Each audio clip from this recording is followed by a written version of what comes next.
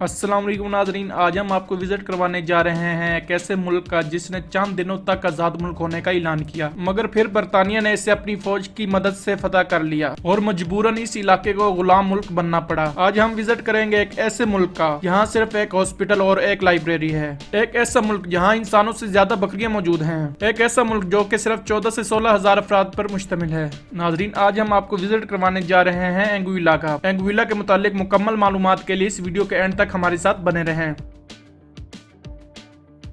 Anguilla एक छोटे से मरकजी जजीरे और कई गैर मुल्की जजायर पर मुश्तमिल है। ये लेजर एंड टाइल्स में लीवर जजायर के शुमार में वाक़या जजायर में से एक है। इस इलाके का दारुल हुकूमत और सबसे बड़ा शहर एक वादी है। ये खित्ता अपने शानदार साहिलों, पानी और कुदरती माहौल के लिए दुनिया भर में शोहरत रखता है। ये जजीरा नुमा इलाका मरजान, चट्टानों और चूने के पत्थरों से बना हुआ है। यहाँ सबसे ऊंचा मकाम कॉकस हिल्स है, जो कि 210 फीट की बुलंदी पर वाक़या है। यहाँ आबाद कबाइल का ताल्लुक अफ्रीकी नस्ल से जोड़ा जाता है, जो कि ज्यादातर ईसाईयत को मानने वाले हैं। यहाँ 33 साहिल मौजूद हैं, जो अपनी खूबसूरत सफेद नरम रेत और नीले पानी के लिए मशहूर हैं। इसकी तारीख और सकाफत अरोका से जोड़ी जाती है, जो 3500 साल पहले यहाँ जनूबी अमेरिका से आए थे। फरवरी 1969 में एंगुइला ने बरतानिया से तमाम ताल्लुकात खत्म कर लिए और एक आजाद मुल्क बनने के हक में वोट दिया, जिसकी वजह से मार्च में बरतानिया ने यहाँ पर अपनी फौजें उतारी और फौजी ताकत के जरिए इस मुल्क को गुलाम बनने पर मजबूर कर दिया। आखिरकार 30 मार्च के दिन यहाँ पर जंग बंदी हुई और ये मुल्क बरतानिया का हिस्सा बन गया।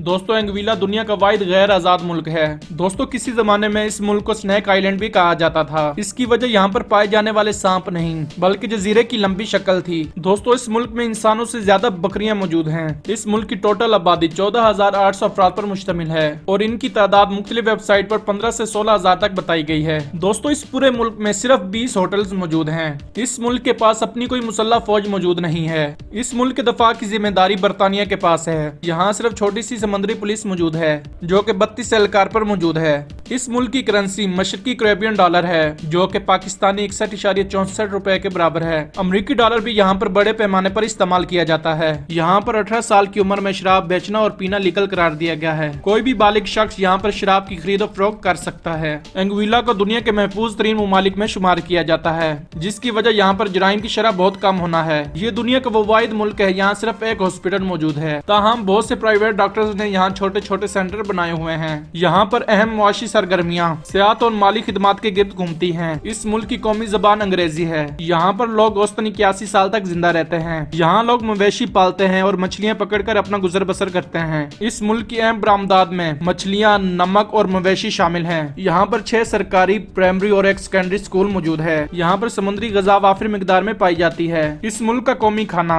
कबूतर का गोश्त, मटर और चावल है। इस मुल्क का टोटल एरिया 91 मुरब्बा किलोमीटर है। 2014 में इस मुल्क की जीडीपी 311 मिलियन डॉलर रिकॉर्ड की गई थी। दोस्तों, एंगुइला पर बनी ये छोटी सी डॉक्यूमेंट्री आपको कैसी लगी, कमेंट सेक्शन में अपनी कीमती राय का जरूर इजहार कीजिएगा। इसी के साथ हमें दीजिए इजाजत। अल्लाह हाफिज।